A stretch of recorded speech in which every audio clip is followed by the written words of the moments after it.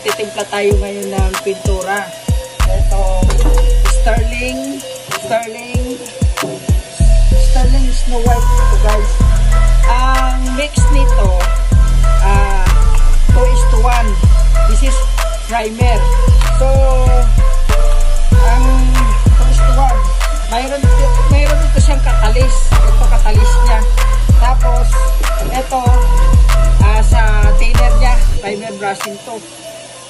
Ganun din naman ang nito, ang tawag nito ang top coat. Mayroon din katalis, mayroon din siyang sariling thinner. Ngayon, ang ratio nito 2:1. Ngayon, timpla ako. Kunti lang naman timplahan ko kasi may ispatan lang ako na may primeran na ako kunti. Actually, may measurement cup ito ginagamitan ng measurement cup.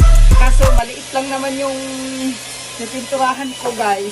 So ang gagawin ko, dito na lang ako mag-base sa kutsara na lang. Pero of course, first of all, i-mix ko muna ng maayos bago timplahin. I-cut ko muna.